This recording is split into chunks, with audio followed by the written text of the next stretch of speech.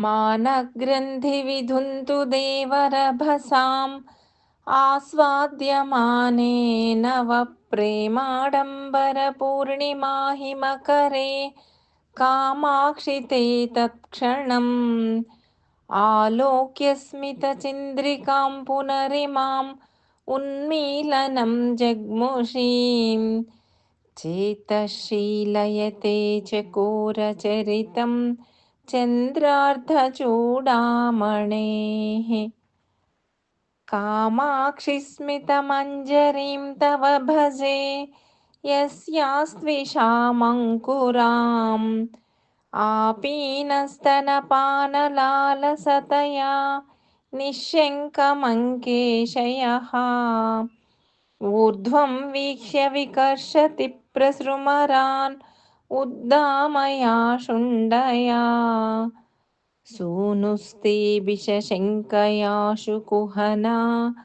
दन्तावळग्रामणीः गाढाश्लेषविमर्दसम्भ्रमवशाद् उद्दाममुक्ता गुणः प्रालम्बे कुचकुम्भयोर्विगलिते दक्षद्विषो वक्षसि या सख्येन पिनह्यति प्रचुरया भासा तदीयां दशाम् सा मे खेलतु कामकोटिहृदये सान्द्रस्मितां शुच्छटा मन्दारे तव मन्धरस्मितरुचो मात्सर्यमालोक्यते कामाक्षि स्मरशासने च नियतं रागोदयो लक्ष्यते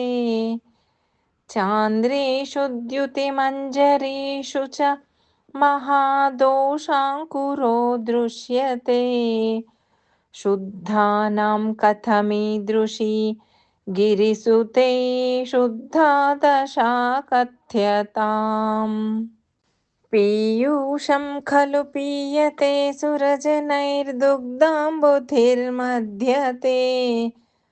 माहेशैश्च जटाकलापनिगलैर्मन्दाकिनी नह्यते शीतांशुः परिभूयते च तमसा तस्मादनेतादृशी कामाक्षि स्मितमञ्जरी तव वचो वैदग्ध्यमुल्लङ्घते आशङ्के तव मन्दहासलहरीम् अन्यादृशीं चन्द्रिकाम्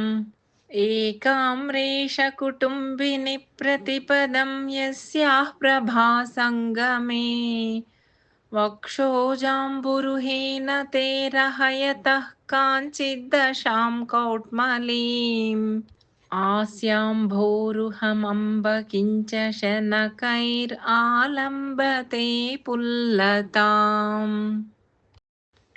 आस्तीर्णाधरकान्तिपल्लवचये पातं मुहुर्जग्मुषी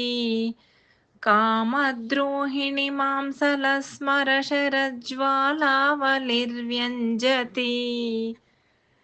निन्दन्ति घनसारहारवलयज्योत्स्ना मृणालानि ते